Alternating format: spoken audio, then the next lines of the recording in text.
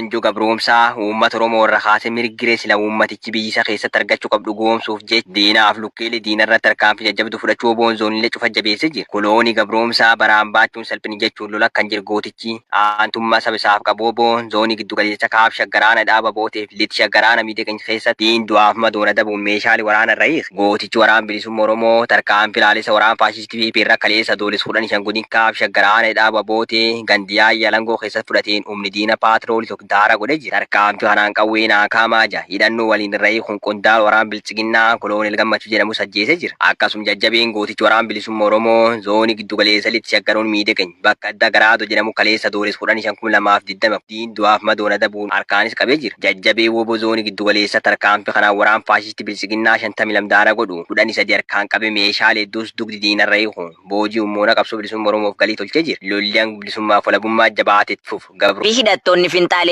Amaaraa faannoon akkuma beekamu aadaa, duudhaa, safuu fi eenyummaa uummata Oromoo walloo dhabamsiisuuf duula duguuggaa sanyii uummaticha irratti raawwachuu kan eegalan waggoota hedduu haala lakkoofsisan iyyuu malee kan bara 2019 hanga 2024 kana irratti geggeeffamaa jiru. Fedhii lafa babal'ifannaa kan hawaasicha lafarraa balleessuu, qabeenya jalaa saamuu, hubanii barbadeessuu fi qeerraa godaansisuu ta'ee jira. Akkuma kanaanis kaaba Oromiyaa godina Walloo aanaa Artummaa Fursee keessatti adoolessa 15 2024 bakkoota akka Diidoo fi Cirriitti sa'a 9 irraa eegaluun lola hidhattoonni Finxaalee Amaaraa faannoon uummata nagaa irratti bananiin namni tokko ajjeefamuun namni 5 madaa'uun qabeenyi jiraattotaas manca'eera jedhu. Namoota humnoota badii Finxaalee faannoo kanaan ajjeefaman keessa Hussein Umar jiraataa ganda haroo kan ta'e keessatti kan argamu yoo ta'u, warroonni madaa'an ammoo abbaa fi ilma Hussein Umarii fi Umar Hussein magaalaa Caffaa Roobbitirraa, Usmaan Hasan Ammee ganda Jaarraa, Adam Muhammad Adam ganda Jaarraa, Adam Muhammad Alii ganda Jaarraa kan ta'an madaa'uu fi madoon isaaniillee cimaa akka ta'e jiraattonni dabaluun himaniiru. Akka jiraataan 2024 ganama hidhattoonni Finxaalee Amaaraa faannoo kun nama nagaa qonnaa qotaa jiru riphanii itti dhaquun kwaasa irratti banuu kan nuuf hime yoo ta'u,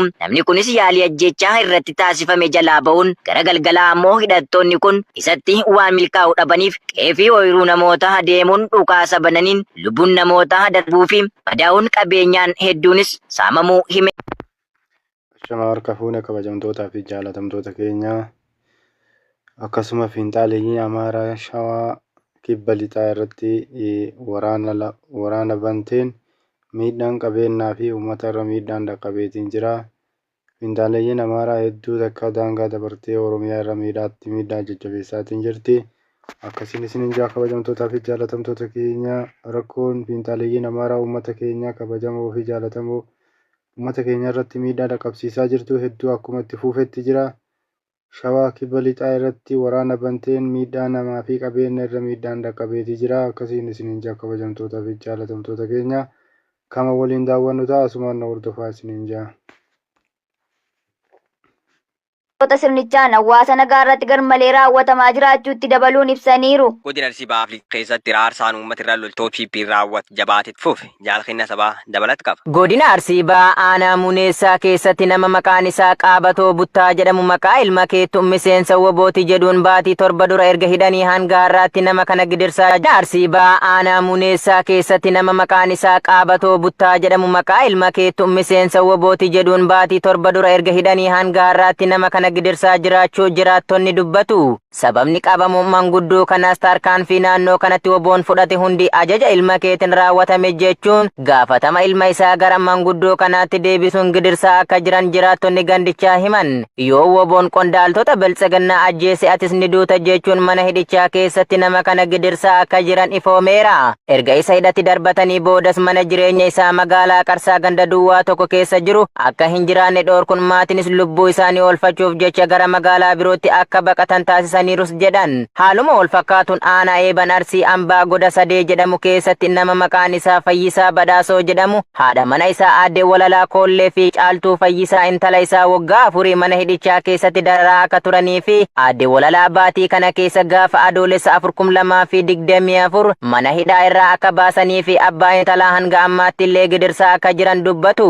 Erga hidhaa irraa baatee boodas lafa ishee akka hin qotanne ugguranii jiraachuu dabaluun ibsaniiru. Duulli biqiltoota Finciltoota dhaabuu murna bilchiginnaan adeemaa jiru. Bu'a siyaasaaf oolaa jiraachuu jiraattonni magaalaa Shaggar Sitii. Impaayera Itoophiyaatti hojiileen aangawoota sirnichaan hojjetaman irra keessi isaa gaarii fakkaachuun yeroo hedduu miidiyaaf kan dhiyaatu keessoon isaa miidhaa guddaa baatee hawaasatti gadi ba'aa jira. Kolonel Abiyyi Ahimad yeroo aangootti dhufee kaasee gam tokkoon biqiloota uumamaaf kunuunsa taasisna jecha kallattiilee biroon ammoo wabootu keessa buufata jedhee bakkeewwan adda addaatti kan gubaa ture. Adoolessa 14/2024 irraa eegalee jiraattota bulchiinsa magaalaa Buraayyuun duula biqiltuu dhaabuu qabna jechuun namoota hojii isaanii irraa dirqamaan guuraa jiraachuun himame. Namoonni bakkeewwan hojii keenyaa yoo hamne maal nyaannee bulla danqaa nutti uuma jedhan hunda waraanniif milishoonni sirnichaa bulchiinsa magaalaa Buraayyuu keessaa qabuun hidhanii hiraarsaa jiraachuun beekameera. Itti dabaluun akka jiraattonni jedhanittis uummanni magaalichaa qaala'insa jireenyaa wal qabatee rakkoo hamtuu keessa akka jiran kaasuun hunduu hojii guyyaa irratti hirkatee kan jiraatuu fi siyaasa isa qofaaf yaaduun uummata bakka hojii irraa dirqamaan akka biqiltuu dhaaban gochaa jirus jedhan. Hojiileen bara bulchiinsa sirna bilisiginnaatti hojjetamaa jiru uummata impaayeratti keessatti argamanii sakaallaa jireenyaa yoo ta'u keessattuu uummanni Oromoo dararaa jabaa sirnichaan dhaanamaa jiruun ba'ee hojjetachuun itti jabaatee jiraachuun ni beekama. Hidhattoonni Finxaaleeyyii Amaaraa Faannoon godina Walloo Aanaa Arxumfursee keessatti uummata nagaa rabbananii namni tokko yoo ajjeefamu namoonni shammadaa qabeenyi jiraattota Oromiyaa adda addaatti Finxaaleeyyiin Amaaraa Faannoon ergamtoota bilchiginnaa waliin ta'anii hawaasa nagaa irratti duguuggaa sanyii geggeessuun yakkoota gara jabinaa tilmaama hin qabne raawwachaa kan turanii fi itti jiran yemmuu ta'u gocha isaanii kana itti fufuun Finxaaleeyyiin Amaaraa kun godina Baha Wallaggaa Aanaa Limmuutti uummata Oromoo qe'ee fi qabeenyaa isaarraa buqqisuun eerameera. Buqqaatiin bakkoota hedduutti Finxaaleeyyii Amaaraa Faannootiin uummata nagaa irratti geggeeffamu ammallee itti fufuun guyyaa dheengaddaa jechuun gaafa adoolessa 14/2024 Aanaa Limmuu bakka addaa Fandasaa jedhamutti uummata Oromoo nagaa qe'ee isaarra jiraatu itti dhukaasuun namoota 200 caalan qe'ee fi qabeenyaa isaaniirraa buqqisuu jiraattonni gandichaa ifoomsan. Namoonni hedduun qe'ee fi qabeenyaa isaaniirraa baqatanii lubbuu isaanii oolfachuuf bakka bareedduu jedhamee beekamutti baqatanii jiraachuu jiraattonni kun itti dabaluun ifoomsaniiru. Humna badii Finxaaleessaa Amaaraa adda durummaan hidhachiisuu fi odeeffannoo isaaniif qooduun kan uummata hiraarsaa jiran aangawoota mootummaa aanichaa ta'uun heerameera. godina Bashaggar Aanaa Booraa keessa manneen hawaasaa waraana sirnichaan gubatan. Dabalata qaba. Murni bilchiginnaa kutaalee Oromiyaa adda addaatti ilmaan Oromoo sababa Oromummaa isaanii qofaaf yakee ajjeesuu, hidhuu, saamuu, manirra gubuu, ari'ee qe'eef qabeenya irra godaansisuun darara ulfaata hawaasa nagaarraa dhaqqabsiisaa jira. Haaluma kanaan godina Bashaggar Aanaa Booraa waraanni faasistii biyya manneen hawaasaa gubanii jiru. Ganditu Qalangaanoo jedhamu keessa waraanni gabroonfata PP guyyaa kaleessa jechuun gaafa adoolessa 15/2024 ganama keessa sa'aatii 2 irratti namoota maqaan isaanii obbo Beenya Gadaa, obbo Caala Daadhii, obbo Argachuu Badhaasoo, obbo Jima Birraaf, obbo Diita Bulbulaa jedhaman jala badii tokko malee jireenya meeshaalee qabeenyi isaan manicha keessa qaban hunda waliin ibidditti qabsiisanii gubanii barbadeessu maatii bakkee bittinneessu jiraattonni himan. Akka jiraattonni jedhanitti namoota nagaa siyaasa isaan hin beekne wal qabsiisanii ilmaan qote bulaarra gocha fokkisa raawwachuun isaanii jiraattonni gandichaa gaddu isaanii. Oromiyaa hunda keessatti maqaa waraana bilisummaa Oromoo waliin hariiroo qabda jedhu itti moggaasuun uummata nagaa hiraarsaa kan jiru waraanni maafiyaa PP godina Qeellam Wallaggaa Aanaa Gidaamitti manneen uummataa gubaa jiraachuun himameera. Aanicha ganda Koommii Koojjii jedhamutti guyyaa kaleessaa jechuun gaafa adoolessa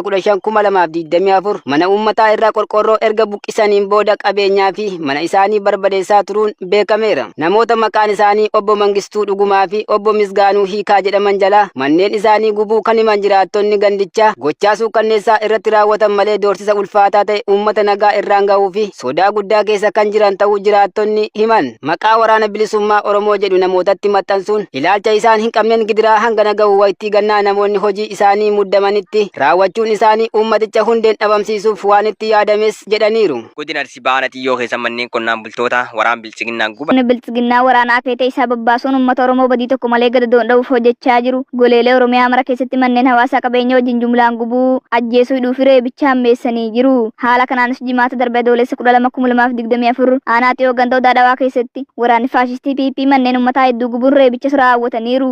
Maqaan namoota gandicha keessaa manneen jalaa gubatee kunneenis Abbuu Gammachuu, Abdullaa Bajjoo, Muhammad Adoolaa, Abbuu Adoolaa, Hajji Elemoo, Abbishaa Elemoo, Muhammad Elemoo, Kadir Qabaatoo, Alii Qabaatoo, Siraaj Gannaa, Tamaa Abdul Qaadir, Tunnaa Gammachuu, Ahmed Nuuraa, Amaan Huseenii fi Gammachuu Usoo kanneen jedhaman ta'uun barameera. Namootni manneen jalaa gubate kun yeroo ammaa maatii lafa jiraachisan dhabuun manneen namootaatti galanii dararamaa jiraachuun.